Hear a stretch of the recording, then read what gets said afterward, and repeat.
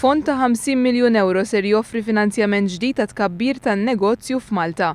Il-fond li twaqqaf mill-HSBC kompli jsaħħaħ l-inizjattiva Malta Trade for Growth, illi l-istess bank nieda aktar kmieni din is-sena. Inizjattiva mmirata biex tgħin lin-negozji Maltin jikbru bis-saħħa ta' kummerċ internazzjonali. Tnedew ukoll il-video Why Malta u gwida dettaljata tal-Gżejjer Maltin bil-għan illi Malta tattira aktar kummerċ internazzjonali. Il-kap eżekuttiv tal-HSBC Malta, Mark Watkinson, sostna li jara opportunitajiet kbar għal tkabbir ekonomiku f'pajjiżna, opportunitajiet li fi kliemu ġejjin primarjament mill-pożizzjoni strateġika tal-Gżejjer Maltin.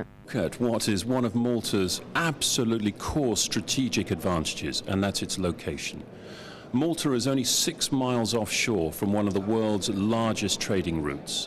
And, I just can't help feel that Malta has a very exciting future, possibly looking, rather like what Singapore looks like today, or even like Dubai. So there's a real opportunity for growth around international trade.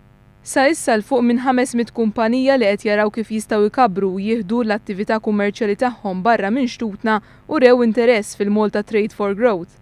Min-naħa tiegħu il-Prim Ministru Joseph Muscat qal li inizjattivi bħal tal-HSBC jaqblu perfettament mal-vizjoni tal-Gvern li jagħti lil pajjiżna rwol importanti fl-ekonomija internazzjonali. Il-Prim Ministru sostna li biex nirnexxu ma nistgħux nistennew li l-Ewropa tirkupra, iżda għandna naġixxu fil-pront waqt li nisfruttaw il-pożizzjoni strateġika tal-Gżejjer Maltin u r-riżorsi umani.